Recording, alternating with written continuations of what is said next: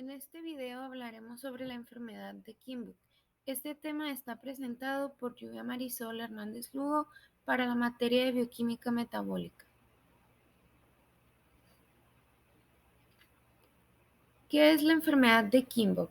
La enfermedad de Kienbock, también conocida como necrosis avascular del hueso semilunar, es una afección en la cual el hueso semilunar, uno de los 8 huesos pequeños en la muñeca, pierde el suministro de sangre que conduce a la necrosis, es decir, la muerte del hueso.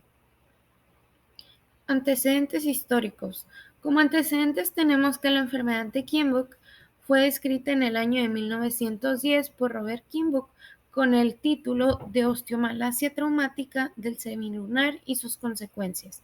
Existe una lesión característica del semilunar, probablemente debido a una contusión o esguince, que desencadena un trastorno en la nutrición del hueso que lo debilita. Ello suele evidenciarse en forma de esclerosis y una gradual descomposición de su polo proximal, quien acaba fragmentándose completamente. Puesta en escena. La estadificación de la enfermedad de Kienbock es esencial para la planificación del tratamiento y se divide en estadificación morfológica y funcional. La estadificación morfológica sigue la clasificación de Leachman, que se basa en hallazgos radiológicos y de resonancia magnética y tiene una baja variabilidad entre observadores. La estadificación de la enfermedad de Kienbock. Siguiendo la clasificación de Leachman, tenemos la etapa 1, donde se muestra una radiografía normal y cambios en la intensidad de la señal del semilunar en la resonancia magnética. En la etapa 2 se presenta esclerosis semilunar en la radiografía con o sin líneas de fractura. La forma semilunar es normal. Etapa 3. El colapso de la superficie articular semilunar. En la etapa 3A, con alineación y altura del carpo conservadas.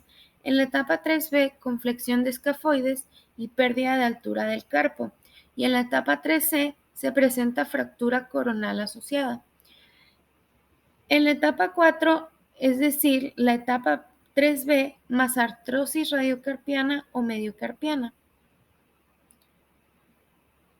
La estadificación de la enfermedad de Kienbock en el área funcional o el apartado funcional está basada en la resonancia magnética, que es realizada con contraste para evaluar la perfusión ósea y la extensión de la necrosis. Esta nos es útil para guiar las técnicas de revascularización durante una cirugía para los estadios morfológicos 2 y 3A. Las imágenes previas y posteriores al contraste se adquieren mediante una secuencia T2 con supresión grasa. El estadio 1 de esta estadificación funcional es el realce homogéneo intenso del contraste, donde se refleja isquemia y edema de la médula ósea y un semilunar viable. En la etapa 2, el realce irregular y no homogéneo refleja una necrosis parcial. La porción viable restante suele ser distal. Y por último, en la etapa 3, la ausencia del realce de contraste nos refleja una necrosis completa. ¿Cuál es la sintomatología de la enfermedad de Kienbock? Los síntomas de la enfermedad de Kienbock suele comenzar con un dolor que se instaura de forma gradual en la muñeca, en la zona del hueso semilunar, que está localizado en el centro de la base de la muñeca. Como podemos verlo en la imagen del lado derecho, es una representación de dónde es el punto en el que comienza el dolor o la sintomatología de esta enfermedad. Finalmente, se produce hinchazón en la parte alta de la muñeca, que puede volverse rígida, y el trastorno se produce en las dos manos en el 10% de las personas que padecen esta enfermedad. Etimología. No hay consenso con respecto al principal factor causante de la enfermedad de Kienbock. Es multifactorial y es relacionado con las siguientes variables. La número 1 es la variación negativa cubital o cúbito menos. La número 2, el suministro vascular al hueso semilunar. La número 3, la morfología del semilunar. Y la número 4, el ángulo de inclinación radial. La variación negativa cubital. Este se refiere a un cúbito desproporcionadamente acortado en comparación con el radio. Un cúbito acortado da como resultado una tensión mecánica excesiva y un microtrauma repetitivo ejercido sobre el semilunar por el radio relativamente largo. En algunos estudios, hasta el 78% de los casos de Kienbock se correlacionan con este hallazgo.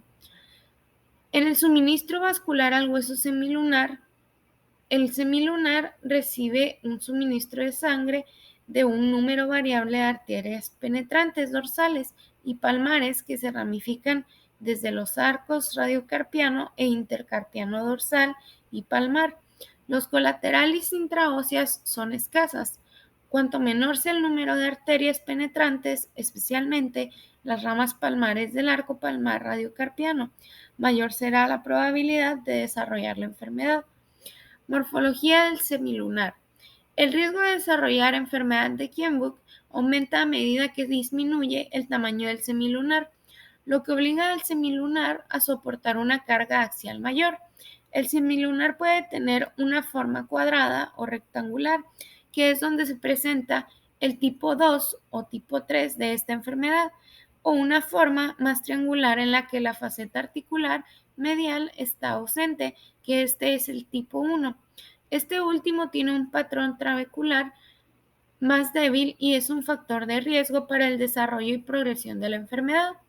Por último, tenemos el ángulo de inclinación radial, que este es una medida del ángulo formado entre la horizontal y una línea trazada desde la punta cubital de la superficie articular radial hasta la punta de las estiloides radial. El riesgo de desarrollar la enfermedad de Kienbock aumenta a medida que disminuye el ángulo de inclinación radial. Su epidemiología. La población típicamente afectada son los hombres de 20 a 40 años. La revisión de diferentes series nos orienta a que el paciente tipo de enfermedad de Kienbock es un paciente joven, entre 20 y 40 años, de cualquiera de los dos sexos, aunque se ha reportado que el sexo masculino es más propenso a padecer esta enfermedad. Hay teorías de que esto se debe a que las manos del hombre, bueno, del sexo masculino, pues suelen cargar o son más propensas a sufrir lesiones que puedan llevar al paciente a que tenga el desarrollo de esta enfermedad. Como se dijo anteriormente, algún esguince o alguna lesión que pueda debilitar y desnutrir al hueso. Y esta afecta a la mano dominante y que lleva una media de 1 a 3 años de evolución en la enfermedad. La actividad manual puede o no ser alta. La evaluación y diagnóstico. La enfermedad de Kienbock es un diagnóstico clínico imagenológico, tanto de radiografía, tomografía computarizada como resonancia magnética nuclear. Son muy específicas. Sin embargo, la resonancia magnética es la más sensible de ellas y detecta los casos radiográficamente ocultos, es decir, que con una radiografía no pueden diagnosticar totalmente. Imágenes por resonancia magnética. La disminución difusa de la señal de la médula ósea semilunar en las imágenes ponderadas en T1 es un sello distintivo de la enfermedad.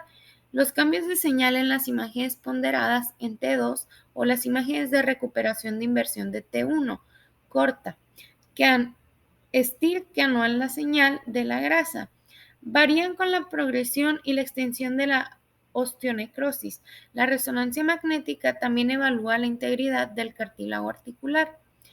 En la radiografía suele ser normal al principio de la enfermedad. Los hallazgos cuando están presentes dependen de la etapa morfológica e incluyen esclerosis semilunar difusa, cambios quísticos, colapso de la superficie articular, colapso del carpo, artrosis secundaria del carpo medio o radiocarpiano. Las fracturas coronales pueden ocurrir en semilunares con una morfología del tipo 1. La tomografía computarizada. Es útil para la planificación quirúrgica. También es más sensible que la radiografía para detectar fracturas subcondrales sutiles, fracturas del semilunar coronal, fragmentación, inestabilidad del carpo y el grado de rotura trabecular. Los pacientes son frecuentemente reestadificados después de la tomografía computarizada. La gammagrafía nuclear.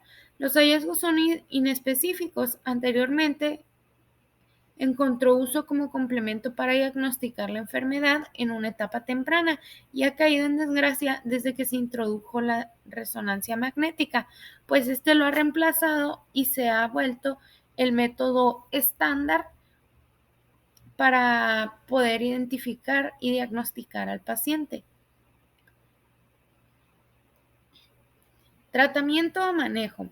El objetivo del tratamiento de la enfermedad de Kienbock es el alivio del dolor, la preservación del movimiento de la muñeca y la preservación de la fuerza de agarre. El tratamiento de la enfermedad de Kienbock depende de la etapa de la enfermedad y sus factores causales. El estadio 1 siempre se trata con férulas o inmovilización con yeso. El estadio 2 se puede tratar con inmovilización si la necrosis es incompleta. Los estadios 2 con necrosis completa, 3 y 4 requieren cirugía de nivelación articular, posiblemente con injerto óseo vascular o transferencia de ramas de arterias adyacentes.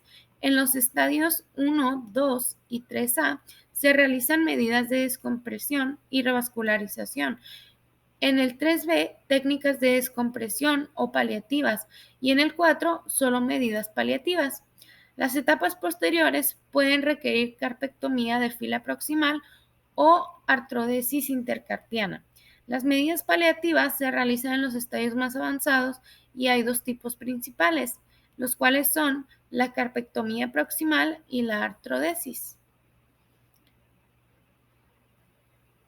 Como conclusión, posterior a esta investigación, podemos tener que la enfermedad de Kienbock se va a referir a la necrosis avascular del hueso semilunar del carpo, conocida también como la lunatomalacia, y se desconoce la causa exacta de la enfermedad de Kienbock.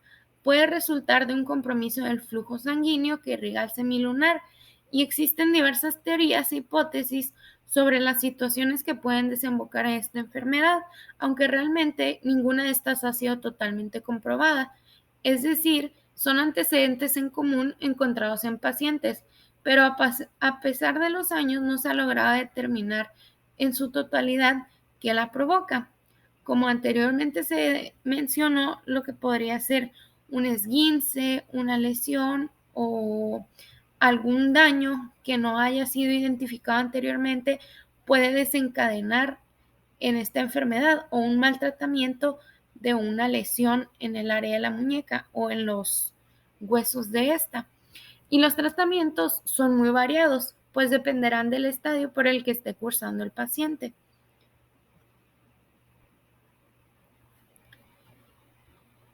Estas son las referencias bibliográficas de las cuales se obtuvo la información y por mi parte sería todo.